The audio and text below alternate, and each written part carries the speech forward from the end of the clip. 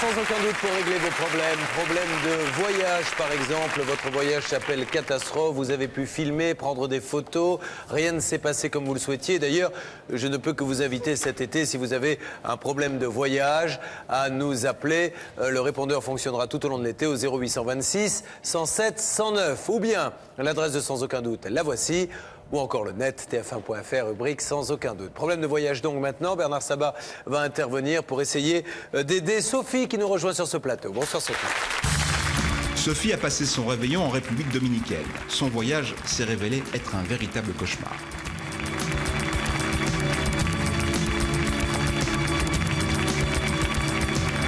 Bonsoir Sophie. Bienvenue sur le plateau de Sans aucun doute. Vous êtes parti donc à l'occasion du réveillon avec une copine de votre âge passer les vacances en République dominicaine. Tout à fait. Et le voyage ne s'est pas tout à fait prévu comme il était indiqué sur la plaquette. Alors on va essayer de reprendre point par point. Donc c'est le dernier réveillon, hein, là, le réveillon 2003-2004.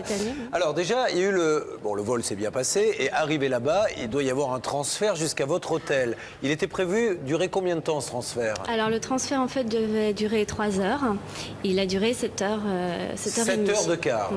Dans des conditions, en fait, c'est pour ça en fait que j'ai monté un dossier, puisqu'on a failli finir dans le ravin avant d'arriver à l'hôtel. Pourquoi dites-vous ça? Parce que environ pendant 50 km, les freins, il n'y en avait plus. On a demandé d'arrêter le bus. Mais qu'est-ce qui vous laissait croire qu'il n'y avait plus de freins? Parce qu'on montait c'était en montagne à Las Terrenas et on montait, surtout on descendait les côtes au frein moteur. Et dans le bus, les hommes s'en sont rendus compte et nous ont dit, on est au frein moteur depuis un paquet de temps, on s'en est tous rendus compte, on a dit on arrête, on veut sortir du bus, on ne veut pas rester Et il n'a pas voulu dedans. s'arrêter ce monsieur? Et en fait, donc, le chauffeur de bus, lui, écoutait les consignes du guide. Le guide nous a dit, il n'en est pas question, on va arriver jusqu'à l'hôtel et ne vous inquiétez pas, tout va bien. Et il y a eu des pannes également? Alors, au bout de 5 heures, on nous avait dit qu'on devait arriver, donc il y avait encore quelques heures derrière. Effectivement, on n'a pas compris, mais on était 2 bus, et il y a un bus qui s'est arrêté, tout simplement parce que il voulait faire la fête avec sa famille. C'est quelqu'un qui parle espagnol dans le bus, et donc ils nous ont plantés en pleine campagne. Ils ont été mangés Non, il y a un bus qui est parti, il est rentré chez lui, et donc en fait on s'est retrouvés, vu que le bus était en insécurité pour une 50aine de personnes. Ah, parce que vous êtes retrouvés 2 bus dans un bus? Tout à Parce fait. que le deuxième chauffeur voulait aller faire la fête. C'est la raison pour laquelle on nous a expliqué, il y avait 2 bus, parce que les bus là-bas sont en fait en pleine insécurité. Heureusement que les pilotes d'avion ne font pas la même chose. Ils oui. prennent un parachute et attends, il est l'heure. Là, je vais laisser l'avion continuer tout seul. Attends, sinon je ne serai jamais chez Bébert à midi. Pour vous dire même en fait qu'au retour, on a tellement en fait fait un scandale, puisqu'il y a une pétition quand même de toutes les personnes, on était 49 personnes. Ça doit être terrible. Ils nous ont mis 2 bus, plus une navette pour les bagages. Donc ça Ce qui fait que tout rentrait. Alors après, donc ça le voyage, on a bien compris que c'est la catastrophe, mais arrivé plus tard, sur place, au-delà de la vétusté, je pense, et du cadre qui ne correspondait pas à ce que vous attendiez, il y a eu pire, c'est que vous vous êtes retrouvés avec de la fièvre. Racontez-nous. Et en fait, moi je suis tombée malade. Les problèmes d'eau, on tombe malade au bout de 24 heures, donc moi je suis tombée malade dans les 24 heures. Mais est-ce que vous preniez de l'eau du robinet ou de l'eau en bouteille? Non. Au début, on nous donnait des bouteilles, et c'est pour ça donc le dossier, on nous donnait des bouteilles étiquetées, datées. Jusque-là, pas de problème. Au bout du 5e jour, on était là-bas 15 jours, les bouteilles commençaient à ne plus être étiquetées et plus datées. Donc moi, j'ai commencé à le signaler parce que j'étais pas bien. Et puis au bout de 24 heures, en fait, j'ai eu malaise, vraiment important. Qu'est-ce que vous avez fait alors? J'ai prévenu la directrice de l'hôtel, des problèmes de dysenterie. Alors, ce qu'il faut signaler aux téléspectateurs, c'est que vous avez eu le réflexe de prendre une de ces bouteilles d'eau, de la ramener en France et de la faire analyser. Alors j'ai même été plus loin que ça en fait, j'ai carrément été récupérer des bouteilles étiquetées et des bouteilles non étiquetées. Moi je suis tombée malade avec des bouteilles non étiquetées, donc j'ai fait faire les analyses. Il s'est avéré en fait au niveau du chercheur, il était un peu stupéfait, il m'a appelé en me disant mais vous avez vu de l'eau impropre à la consommation humaine contenant toutes des matières fécales. Et à ce moment-là, j'étais un peu stupéfaite parce que je suis quand même restée, suite à mon retour, en fait, pendant 3 semaines, j'étais un peu patraque. 2 mots quand même sur les installations elles-mêmes. Est-ce qu'au moins elles correspondaient à ce qui vous a été vendu? La prestation intérieure de l'hôtel correspondait, oui, tout à fait. D'accord. Mais enfin, il est de la responsabilité quand même de l'hôtelier et peut-être même du tour opérateur de servir à manger, à boire des choses qui sont digérables par l'organisme humain. Mais le souci, en fait, et j'ai demandé pourquoi, le problème de l'eau, et le chercheur m'a expliqué que de toute façon, c'est les problèmes de conditionnement dans ces pays-là, et que même si l'eau était potable à la mise en bouteille, comme c'est conditionné dans des endroits en fait où il y a beaucoup d'excréments d'animaux et vu que c'est à l'extérieur, à température extérieure et qu'il fait très chaud, le simple fait d'ouvrir la bouteille, peut faire rentrer les microbes. Voilà. Alors Bernard Sabat, là nous sommes dans un cas qui n'est pas celui habituel. Je vais dans un hôtel, il est délabré, il n'y a pas d'animation. Là on a déjà un énorme retard sur le transfert avec des conditions de sécurité. Et puis après la sécurité du client lui-même au sein de l'hôtel, puisqu'il tombe malade en buvant de l'eau. Qui est responsable dans ces cas-là? Ce qui est surprenant, Julien, par rapport à ce dossier-là, parce qu'on tombe en plus sur un spécialiste qui a l'habitude de faire voyager énormément de clients sur ces établissements-là.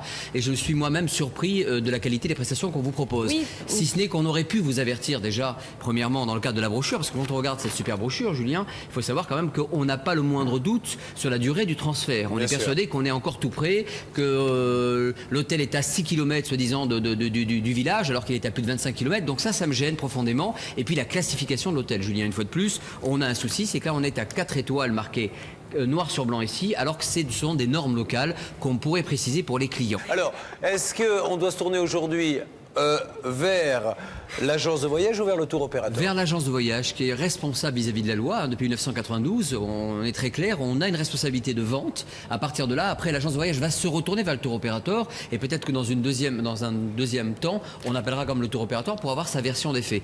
Mais je rappelle quand même, Julien, 1190 € pour 15 jours de séjour du 31 décembre au 15 janvier.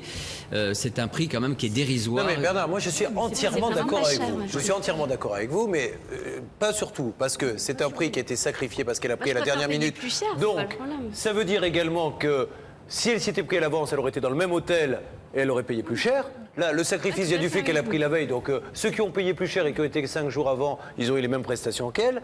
Et deuxièmement, est-ce que c'est parce qu'on ne paie pas cher qu'on doit vous dire ça dure 4 heures et ça dure 7 heures? Vous voyez ce que je veux dire? On n'a pas occulté des Problème aussi, informations et précises. je pense que là, le travail de votre profession, mais je crois qu'elle en est consciente, elle le fait, c'est qu'à un moment donné, il faut arrêter de faire croire aux gens que pour effectivement 200 €, On va voir exactement ils la vont avoir le même voyage parce que l'étiquette est la même, avec des palmiers, avec une belle plage, que celui qui va payer 2000 €. Il faudrait peut-être...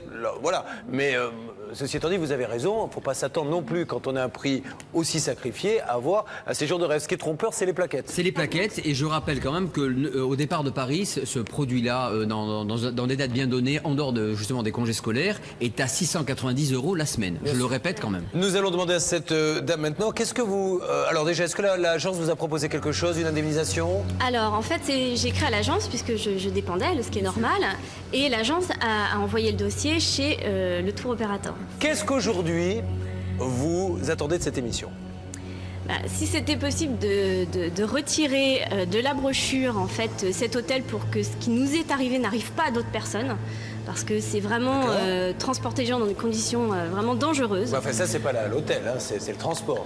Oui, mais bon, ça, c'est quand même... Oui. Bon, voilà. Sinon, personnellement, je voudrais être remboursée de mon voyage et dédommagée seulement de mes frais concernant les analyses externes. Essayons d'en savoir plus avec l'agence. Nous demandons à la régie de bien vouloir faire le numéro.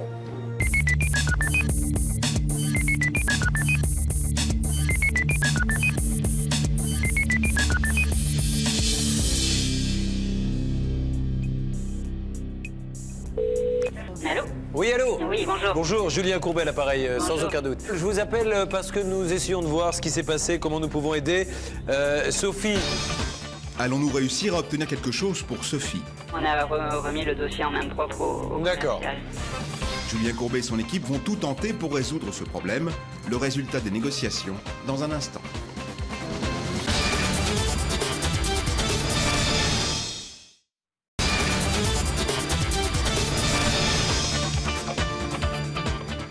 Il y a quelques minutes, Sophie nous racontait son voyage gâché sur le plateau de Sans aucun doute. Pour le réveillon 2004, elle choisit un séjour en République dominicaine. Ce qui devait être une semaine de vacances a viré au cauchemar. Aujourd'hui, Sophie veut être remboursée. Julien Courbet et son équipe ont entamé les négociations. Je vous appelle parce que nous essayons de voir ce qui s'est passé, comment nous pouvons aider. Sophie. Tout à fait, absolument, Bon. oui. Alors, en tant qu'agence, vous, est-ce que vous avez eu l'occasion de vous retourner vers le tour opérateur? Quelle explication vous a-t-il donné sur ce transfert qui a duré plus de 7 heures au lieu de 2004, apparemment dans des conditions assez dangereuses. Et puis, il y a eu cette dysenterie, l'eau qu'elle a fait analyser. Je pense qu'elle vous a donné tout le dossier. Voilà, Qu'est-ce qu'aujourd'hui... Tout à fait. Alors donc, nous, effectivement, concrètement, dès qu'on a pris connaissance de ça, puisque bon, c'est des clients habitués de l'agence. D'accord. Donc on a transmis le dossier directement à... Et donc, il proposait donc de dédommager intégralement les participants du circuit d'un montant correspondant, si vous voulez, au repas de réveillon qu'ils n'ont malheureusement pas pu avoir sur place, quoi. Ça veut dire un montant de combien? Là, j'ai pas les chiffres sous les yeux. Je les ai 120 € à peu près. Hein. Je crois que c'était quelque chose comme ça, oui. Les 120 €, c'est pour 2 personnes, hein? Oui, tout à fait, oui, absolument. Ah, c'est pour deux? Oui, c'est le remboursement tout simplement de 60 € du supplément réveillon. Donc 60 €, voilà. il n'y a pas de geste extraordinaire de la part du tour opérateur. Ce que j'aurais souhaité, vous faites partie d'un réseau important indépendant. Absolument. Et je pense qu'il aurait été quand même important que vous ayez un poids économique à travers ce tour opérateur qu'on va appeler, mais je pense qu'il est important que vous fassiez cette démarche aussi conjointe avec nous, parce que je pense que cette cliente qui est en face de nous est une cliente fidèle de l'agence, et je dis pas qu'elle mérite un autre traitement chez vous, mais peut-être plus d'appui de votre part. C'est ça que je voulais dire. C'est-à-dire qu'en fait, bon, l'appui, on l'a dès le départ, si vous voulez, effectivement, vu la gravité des choses, on a fait carrément venir notre commercial pour lui exposer les faits. Quand on a des petits soucis, on envoie directement les courriers. Là, quand même, on a remis le dossier en main propre au D'accord. Bien. Monsieur, donc nous allons essayer de joindre le tour opérateur et peut-être que nous reviendrons vers vous. D'accord, il n'y a pas de souci. Merci, bonne journée. Merci, Au revoir. Allez, demandons à la régie sans plus tarder de faire le numéro de ce tour opérateur.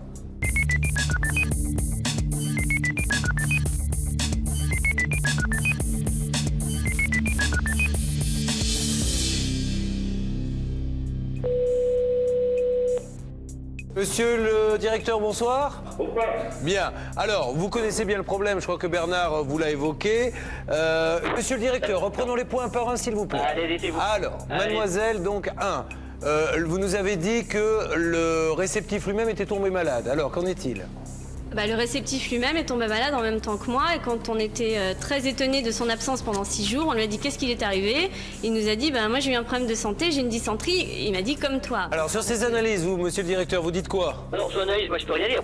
Moi-même je peux vous faire analyser des bouteilles. Si on ne sait pas de la provenance de l'eau, nous ne la connaissons pas. Ce qui se passe, nous sommes dans un hôtel en tout inclus. Dans ces hôtels, les gens peuvent boire et manger à volonté.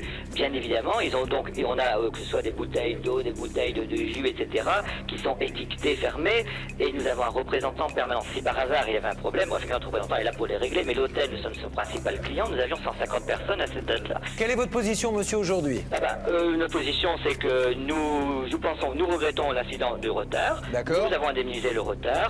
Nous considérons que ça a correspondu d'ailleurs à nos autres passagers. Non, mais parlons pas des autres passagers. Nous allons reprendre tout son dossier et répondre. Pour nous, pour le moment, normalement, c'est surtout ça. On va quand même analyser tous les points et voir s'il faut faire quelque chose de plus. Bien. Je tiens juste une petite chose qui est importante à dire, c'est que si j'entame ce genre de procédure qui prend beaucoup de temps, franchement, c'est surtout pour prévenir les gens de ce qui peut nous arriver. Franchement, le dédommagement financier, je veux dire, je le fais pas par rapport à ça, je le fais pour dénoncer la réalité des choses. C'est tout. Et moi, ce que je dirais juste, et je crois que ce sera la conclusion, c'est que notre objectif, nous-mêmes, tour opérateurs et nos confrères, c'est sûrement pas de rouler nos clients, c'est au contraire de faire qu'ils reviennent satisfaits, parce que sinon, ils viendront plus avec nous de fond. D'accord. Voilà. Réfléchissez sur ce dossier, et puis nous, sans aucun doute, on se reparle, on va dire, dans les jours qui viennent, et comme ça, après, les téléspectateurs se feront leur opinion. Les deux se sont exprimés, c'est pour ça que c'était important que vous parliez.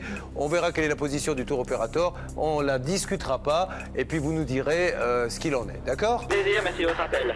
Merci beaucoup.